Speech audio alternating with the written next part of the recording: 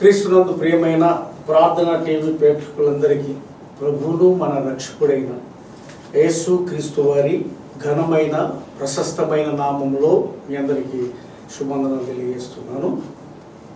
బాగున్నారండి? ఈ సంవత్సరంలో మనము ప్రవేశించి ఈ మొదటి నెలలో 2025 సంవత్సరము మొదటి నెల ఈ 19వ తారీఖులోనికి మనం వచ్చాము. ఈ చల్లని వేళలో ప్రభు మెల్లని స్వరం మనకి వినిపిస్తుంది.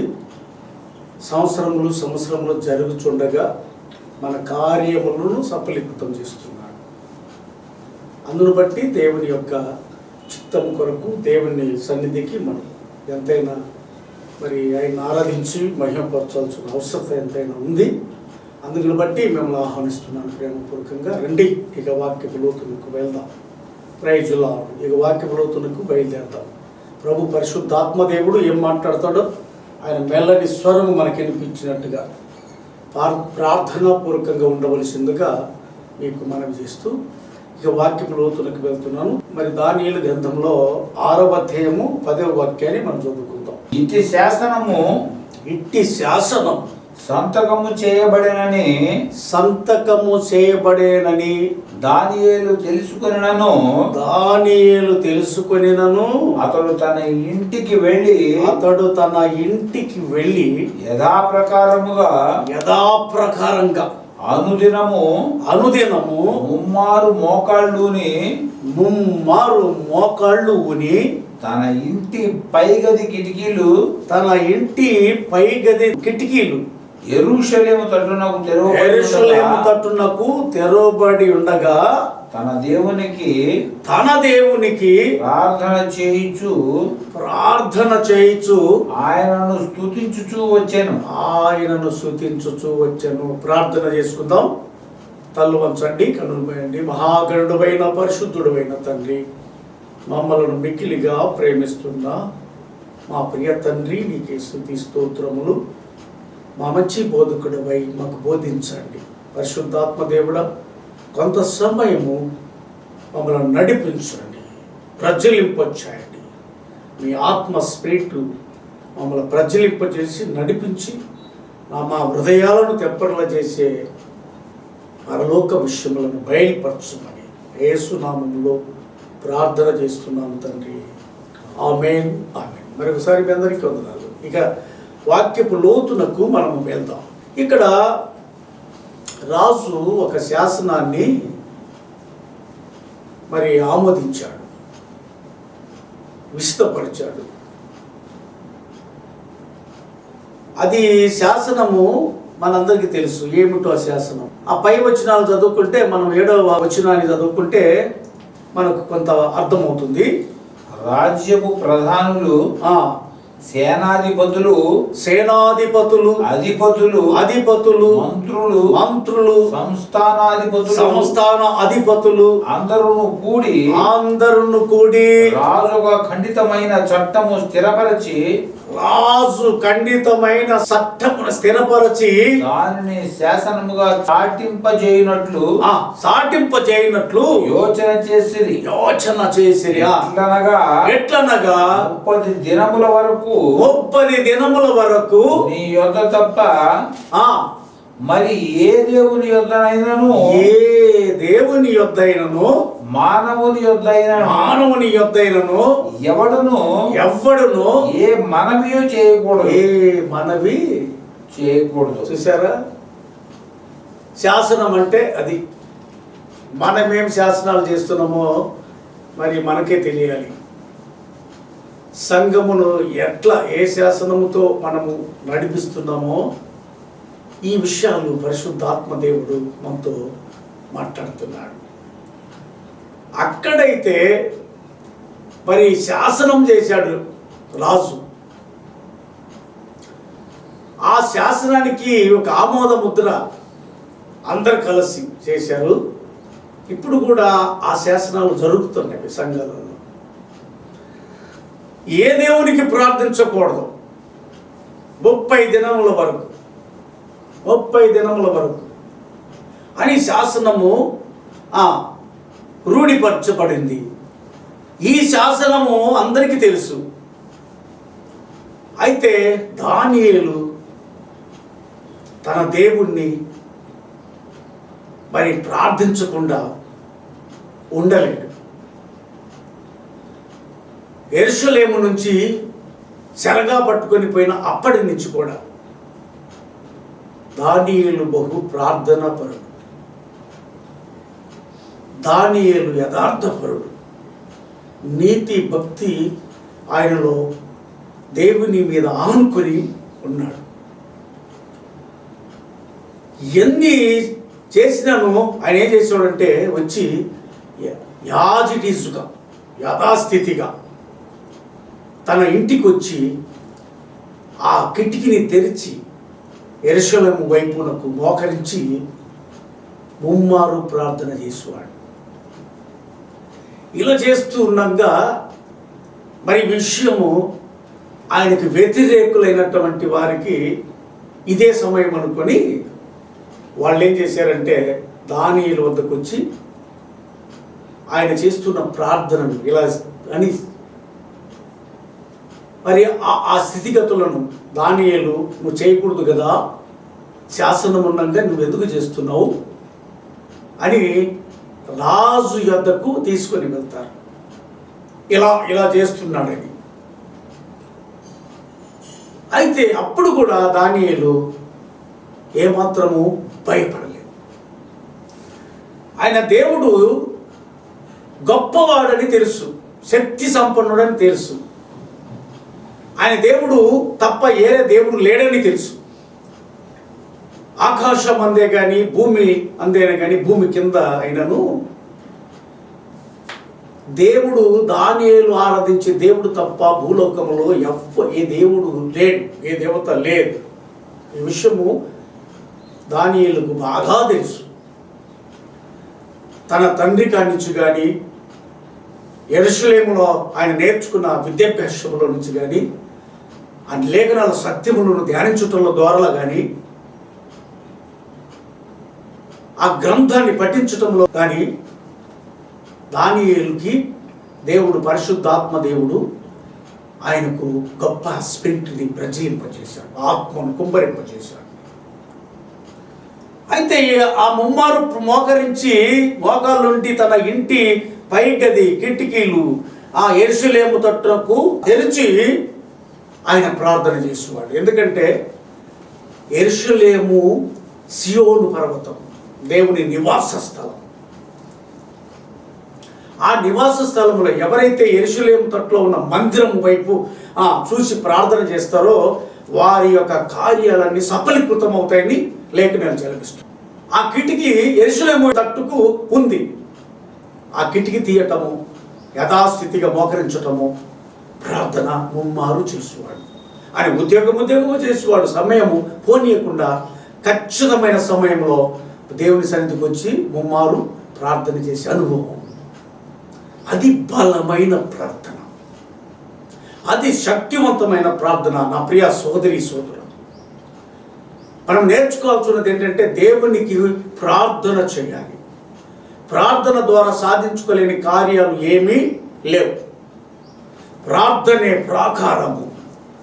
ఒక వ్యక్తిని నడిపించాలంటే, ఒక సంస్థను నడిపించాలంటే ప్రార్థన ప్రాకారం, ప్రార్థన ప్రాణం. అది మరి దానియేలుకు తెలుసు కనుక ఇక్కడ గమనించినట్లయితే, ఇక్కడ గ్రహించినట్లయితే మరి ప్రార్థన ఎంత బలమైందో మరి అన్ని దేశంలో ఉండి, దాశత్వంలో ఉండి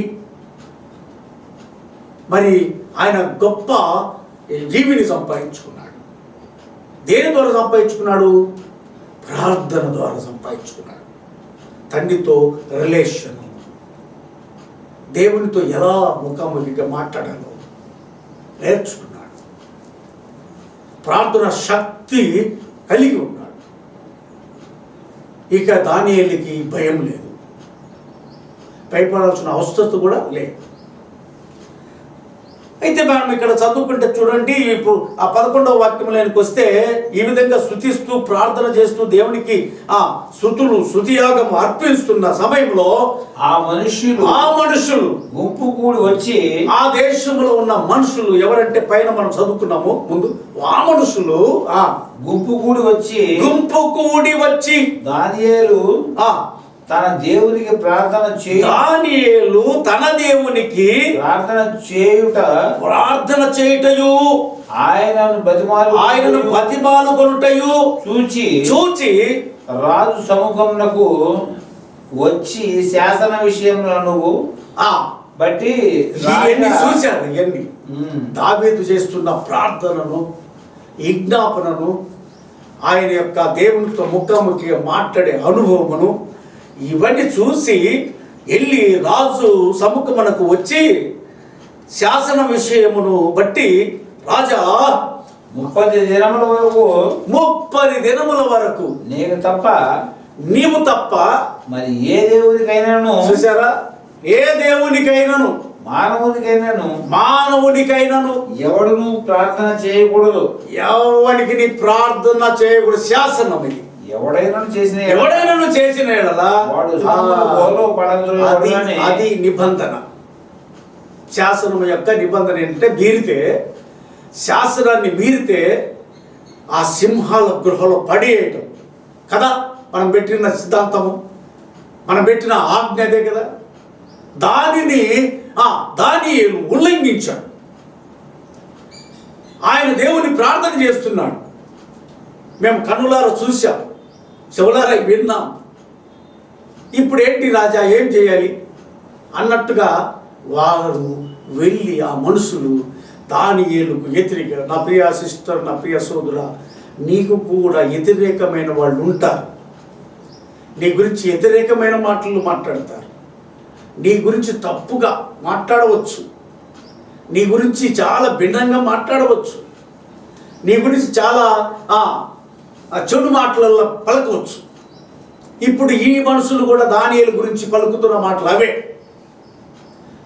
దానియేలు మాత్రము ఇంత శీలించలేదు. నా దేవుడు ఉన్నాడు, ప్రైజ్ లార్డ్, హల్లెలూయా, అది నా దేవుడు ఉన్నాడు అనే ఆ గోలు దానియేలుకి ఆ ప్రార్థన శక్తి ద్వారా సంపాదించుకున్నాడు. మనం కూడా ప్రార్థించగలిగితే దేవుని శక్తి మనలో కూడా ఉంటుంది. అది నిశ్చయంగా జరుగుతుంది. అయితే మనం ఇక్కడ చూసినట్లయితే 13వ వాక్యం, అందుకు వారు చెరపట్టబడిన యూదులలో ఉన్న ఆ దానియేలు నిన్నే గాని నీవు పుట్టించిన శాసనమునే గాని. చూసారా ఎంత చెప్తున్నారు ఈనాడు, లేరా అలా చెప్పేవాళ్ళు? నిన్నే గాని, నీ శాసనమునే గాని లక్ష్య పెట్టక అనుదినం ముమ్మారు ప్రార్థన చేయొచ్చు వచ్చుచున్నాడయ్యా రాజా. నీ శాసనాన్ని ధిక్కరించేశాడు, నిన్ను ధిక్కరించేశాడు. ఇది పరిస్థితి. ఆ దానియేలు ఈ పని చేస్తున్నాడు. ఎంత ఇది అలాగా చెప్పినప్పుడు 14వ వాక్యంలో రాజు ఈ మాట విని బహుగా వ్యాకులపడి దానియేలును రక్షింపవలెనని. రాజుకు చూసావా కటాక్షం ఎట్లా ఉందో దానియేలు మీద. దేవునికి ప్రార్థన చేసే ఆ వ్యక్తుల మీద, ఆ అధిపతులకు కానీ, దేశ నాయకులకు కానీ, ప్రధానులకు కానీ, ముఖ్యమంత్రులకు కానీ, ఆ కింద మంత్రులకు కానీ, ఎవరికైనా సరే, నీ చుట్టుపక్కల ఉన్న సమాజ సంఘాలకు కానీ ఏం పుడుతుందో ఇప్పుడు అర్థం చేసుకోండి. ఈ మాటల ద్వారా నెమరు వేసుకోండి. అప్పుడు దానియేలును రక్షింపవలనని తన మనసు దృఢము చేసుకొని సూర్యుడు అస్తమించు వరకు అతని విడిపించుటకు ప్రయత్నం చేశాను. ఏంటిది చెప్పండి? అసలు శాసనం ఎవరు రూపించారు? ముద్ర ఎవరు వేశారు? ఆయన తప్ప ఎవరిని ఆరాధించడానికి 30 రోజులు 30 దినములు ఎవరు శాసనాన్ని రూపించింది? మరి అదే రాజు మరి ప్రార్థన శక్తి చూసారా, ముమ్మారు ప్రార్థన చేస్తాడు. దాన్ని మనము ఏదేదో మాట్లాడటం కాదు, దేవుని వాక్యములో ఉన్న ఆ సారం ఉందే, తాత్పర్యం ఉందే, అది ఆ ప్రజలకు అర్థం అవ్వాలి, మనకు అర్థం అవ్వాలి.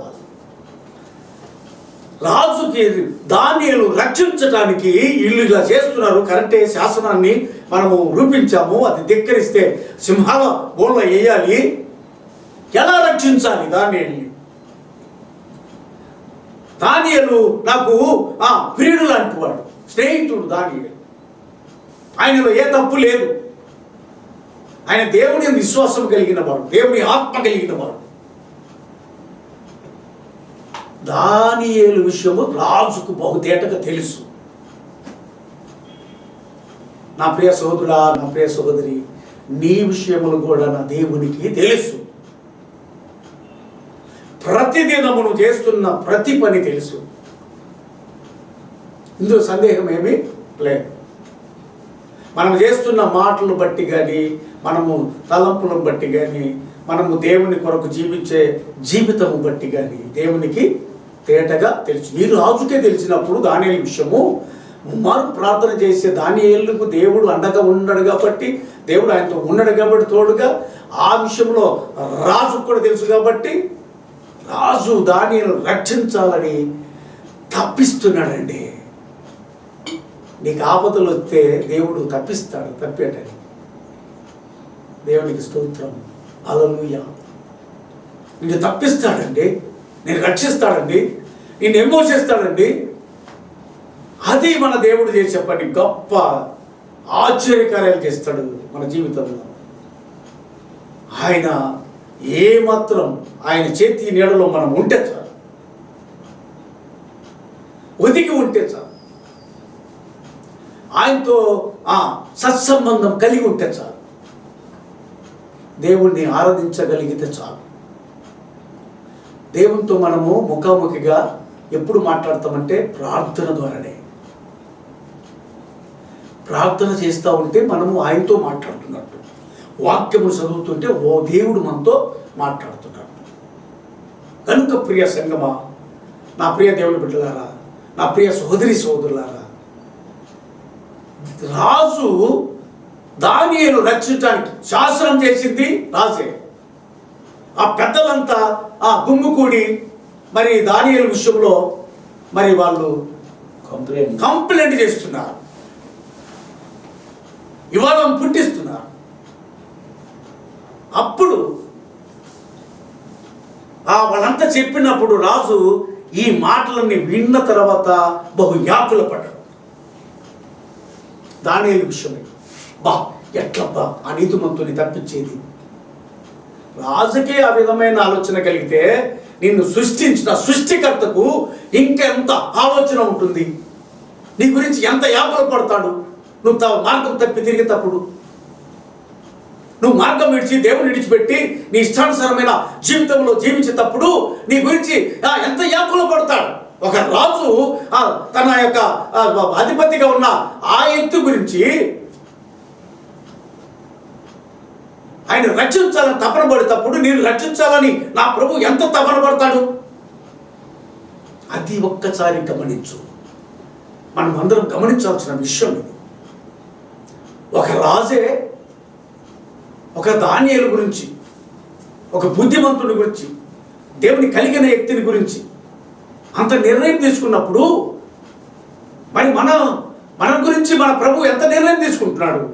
నీకు సంవత్సరం నూతన సంవత్సరాలు ఇస్తూ, నీకు నూతన జీవితాన్ని ఇస్తూ, నీకు నూతన నీకు కావాల్సిన ఈవులను ఇవ్వటము, ఏది కావాలంటే అది ఇవ్వటం, ఏ భోజనం కావాలంటే అది నువ్వు సిద్ధం చేసుకుంటున్నావు అంటే అది నువ్వు కాదు, దేవుడు ఆమెనంటున్నాడు, నీకు అనుగ్రహించబడుతుంది. ఇక్కడ గమనించినట్లయితే చూసినట్లయితే ఇక మనము 15వ వాక్యములో ఆ మనుషులు దీన్ని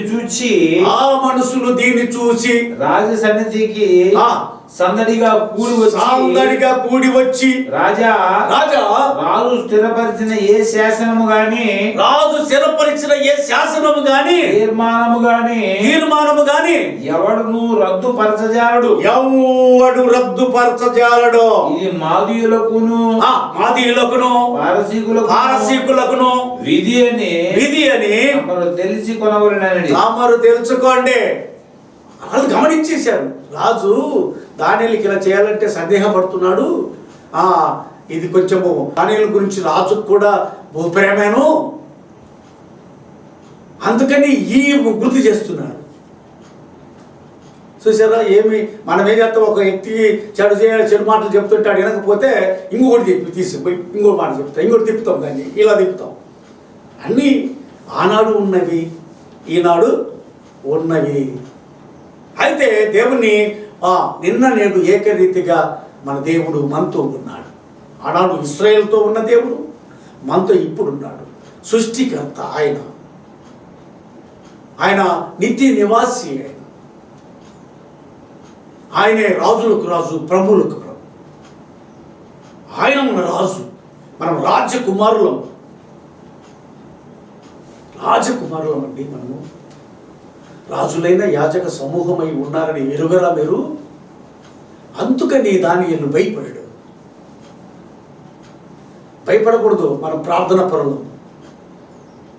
ఏదైనా వస్తుందనుకున్నాం, దాని గురించి భయపడవద్దు, దాని గురించి ప్రార్థన చేయాలి. మోకరించి ప్రార్థన, దేవా నా తండ్రి ఇదిగో అనాలి. అంటే వెంటనే ఆలకిస్తాడు. తెలుసా, నాకు మొరపెట్టుడి మీకు ఆలకించబడును. ఆయనకు మొరపెడితే చాలు, మన మనవులన్నీ వింటాడు ప్రభు.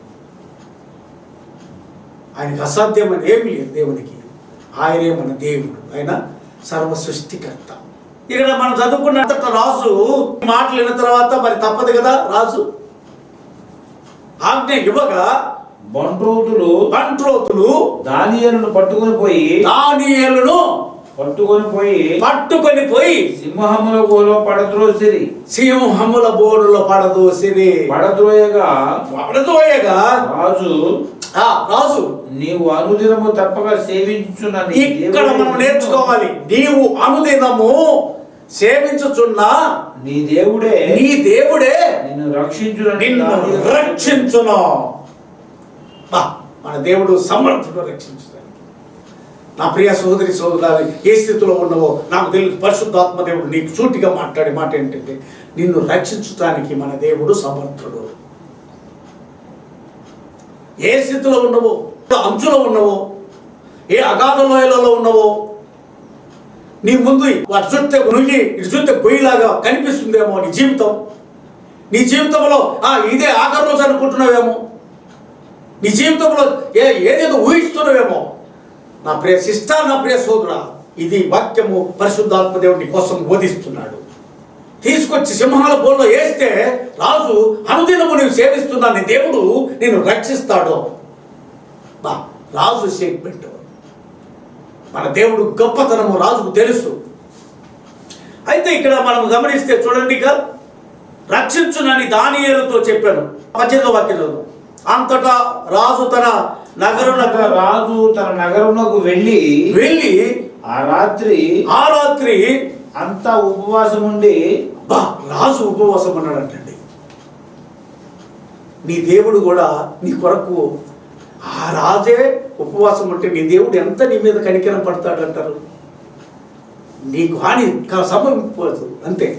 దేవుడు ఊరుకోడు, నీకు ఏ గడ్డం వచ్చినా ఊరుకోడు. ఆ ఉపవాసం ఉండి నాట్య వాయిద్యములను జరగనీయలేదు. అతని నిద్ర పట్టకపోయాను. తెల్లవారుజామున రాజు ఏకిరమే లేచి సింహాల గృహ వద్దకు దగ్గరకు త్వరపడిపోయాను.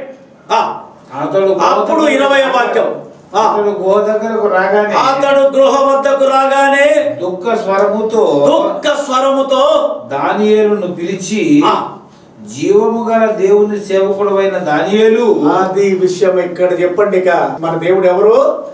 జీవము గల దేవుని సేవకుడు. దేవుని సేవకుడు దానియేలు. జీవము గల దేవుడు మన దేవుడు. బా, మన దేవుడు జీవాత్మ, పరమాత్మ. కనుక జీవము గల దేవుని సేవకుడు అయిన దానియేలు నిత్యము నిత్యము నీవు సేవించుచున్న నీవు సేవించుచున్న నీ దేవుడు నిన్ను రక్షింపగలిగనా అని అని అతను అడిగాడు. దుఃఖ స్వరముతో రాజు అడుగుతున్నప్పుడు అందుకు దానియేలు రాజు చిరకాలము జీవించునుగాక. రాజు చిరకాలము జీవించునుగాక. రాజా, నువ్వు చిరకాలము జీవించుదుగాక. ఎంత బ్లెస్సింగ్, ఎంత ఆశీర్వాదము. ఆ రాత్రంతా ఆ సింహాలను నోరును మోయించి సింహాలు కూడా ప్రార్థన చేసినాయంట దానియేలుతో. ఎంత గొప్ప భాగ్యం. సింహాలు ఏంటంటే నీ ముందు ఏదైనా తల వంచవలసినదే. దేవుని ప్రార్థన చేసే వ్యక్తి ఆ దగ్గర నీ ఎంతటోడైనా సరే, వాస్తవం చెప్తున్నాను, దైవజనుడి దగ్గర ఎవరైనా ప్రార్థన చేసుకుంటారు తల వంచి. చూసారా? అట్టనే సింహాలు కూడా దానియేలు దగ్గర తల వంచినాయి, నోరులు మూసినాయి. అయితే ఈ విధంగా అడిగాడు, చిరకాలము జీవించునుగాక, నేను నా దేవుని దృష్టికి నిర్దోషిగా కనబడితిని కనుక ఆయన తన దూతను పంపించి సింహములు నాకు ఏ హాని చేయకుండా వాటి నోళ్ళు మూయించను. దేవునికి స్తోత్రం. నిన్ను అనేవాళ్ళ నోళ్ళు మూవించుతారంతే. వాళ్ళు నేను వ్యతిరేకంగా మాట్లాడరు, వాళ్ళని విరోధంగా మాట్లాడరు. దేవుడు మూయించేస్తారు వాళ్ళ నోళ్ళు. సింహముల నోళ్ళు మూయించిన దేవుడు నీకు వ్యతిరేకమైన వాళ్ళ నోళ్ళు మూపిస్తారు. అందుకే దానియేలు ముమ్మారు దేవునికి ప్రార్థన చేయువాడు. మనం కూడా ప్రియ దేవుని బిడ్డలారా, మనం దేవునికి ప్రార్థన చేయాలి, యాచనలు చేయాలి, దేవునికి ప్రార్థన ధూపము వెలిగించాలి, నిత్యము ప్రార్థన చేయాలి, ఎడతెగక ప్రార్థన చేయాలి, బలమైన ప్రార్థన చేయాలి. ఆ ప్రార్థన హీరులు, ప్రార్థన జాబితాలో బైబిల్లో ఎంతోమంది భక్తులను పొందుపరిచారు. దేవుడు వారితో ఉన్నాడు. మనతో కూడా ఉండాలని కోరుతూ ఈ మాటలు నేను ముగించేస్తున్నాను. దేవుడి మాటలను దేవుడు దీవించి ఆశీర్వదించునుగాక. మన జీవితాలకు ఉపయోగకరంగా పరిశుద్ధాత్మ దేవుడు జరిగించునుగాక. ఈ మాటలు అనేక ప్రాంతాలకు విస్తరింపచేయునుగాక. ప్రార్థన చేసుకుందాం. తల వంచండి. దేవుడి మాటలు దీవించునుగాక. ప్రార్థన చేసుకుందాం. మహాగణుడమైన పరిశుద్ధుడమైన తండ్రి, మీకే స్తుతి స్తోత్రములు చెల్లిస్తున్నాము. ఆయన ఈ లేఖన సత్యములు మాకు బయలుపరిచినందుకు కృతజ్ఞతలు. ఈ వాక్యం విన్న ప్రతి కుటుంబాన్ని, ప్రతి బిడ్డలను మీరు దీవించండి, ఆశీర్వదించండి. నీకు ఇంకా మహిమైశ్వర్యంతో నింపండి. ఎవరైతే రక్షణ పొందలేదో రక్షణ పొందుటట్టుగా ప్రభు మీ ఆయుధపరచమని, అనేక హృదయాలు తెరవమని, ఈ మాటలలో ఉన్న మకరందము ఆయన ఎసజలటానికి కృపానుగ్రహించమని యేసు నామములో ప్రార్థన చేస్తున్నాను తండ్రి. ఆమేన్, ఆమేన్, ఆమేన్. మన తండ్రి అయిన దేవుని నుండి, కుమారుడైన యేసుక్రీస్తు ప్రభుల వారి నుండి, పరిశుద్ధాత్మ దేవుని అన్యోన్య సహవాసం సన్నిధి మనకును సకల పరిశుద్ధులకును సదాకాలము తోడయ్యుండునుగాక. ఆమేన్, ఆమేన్, ఆమేన్. గాడ్ బ్లెస్ యు అండి. మీ అందరికీ వందనాలు.